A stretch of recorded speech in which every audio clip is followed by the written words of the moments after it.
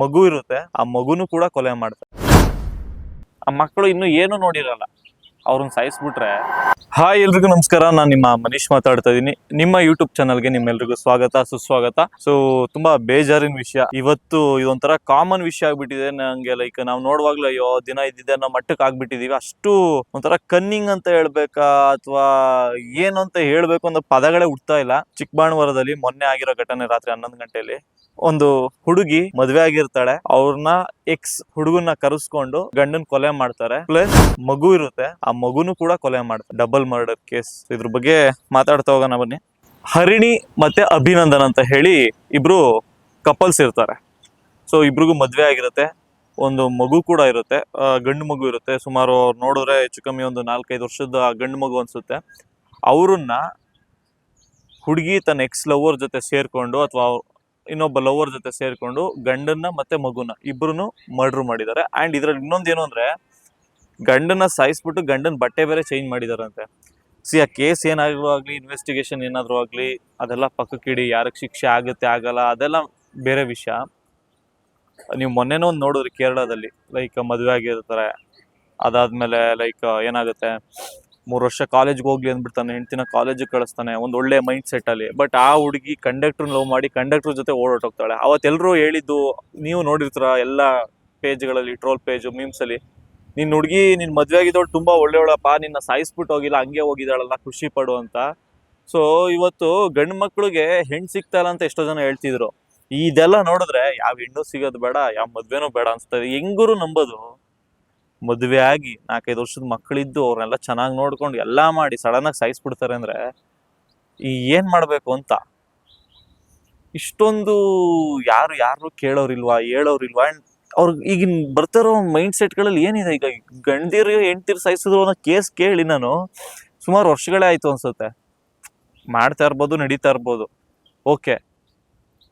Okay means ಯಾವುದು ಈ ತರ ಒನ್ ಬೈ ಒನ್ ಬರ್ತಲ್ಲ. ಯಾರೋ ತುಂಬಾ ಕುಡ್ದು ತುಂಬಾ ಏನೋ ಈ ನಶೆಲ್ ಮಾಡೋದು ಬೇರೆ, ಬಟ್ ತುಂಬಾ ಪ್ರೀ ಪ್ಲಾನ್ ಮಾಡ್ಕೊಂಡು ಈ ತರನೇ ಮಾಡೋಣ ಅಂತ ಯೋಚನೆ ಮಾಡಿ ಒಂಥರ ಸೀರಿಯಲ್ ಕಿಲ್ಲರ್ಸ್ ತರ ಸಾಯಿಸ್ತಾ ಇದಾರೆ ಅಂದ್ರೆ ಇದ್ರ ಬಗ್ಗೆ ಏನ್ ಹೇಳ್ಬೇಕು ಅಂತ ಗೊತ್ತಾಗ್ತಿಲ್ಲ. ಇವತ್ತು ನಮ್ಮ ಸುತ್ತಮುತ್ತ ನಮ್ಮ ಫ್ಯಾಮಿಲಿಲೆಲ್ಲ ಈಗ ಮದ್ವೆಗಳು ನಡೀತಾ ಇದೆ, ಎಲ್ಲ ಕಸಿನ್ಸ್ ತರ ನಡೀತಾ ಇದೆಯಲ್ಲ, ಎಲ್ರು ಹೇಳೋದು ಒಂದೇ. ಈಗ ಹುಡುಗಿ ನೋಡಕ್ ಬರೋರು ಹುಡುಗನ್ ಕಡೆಯವ್ರು ಆಗಿರ್ಬೋದು, ಅಥವಾ ಹುಡುಗನ್ ಕಡೆ ವಿಚಾರಿಸೋಕೆ ಹುಡುಗಿ ಕಡೆಯವ್ರಾಗಿರ್ಬೋದು, ಹುಡುಗನ್ನ ಒಂದೇ ಕೇಳೋದು, ದುಡಿತಾ ಇದ್ದಾನ, ನನ್ ಮಗಳು ಕೊಟ್ರೆ ಸಾಕಕ್ಕೆ ಅವ್ನ್ಗೆ ಆಗುತ್ತಾ, ಇದೊಂದು ಪ್ರಶ್ನೆ ಕೇಳ್ತಾರೆ, ಅಭ್ಯಾಸಗಳಿದ್ಯಾ ಅಂತ.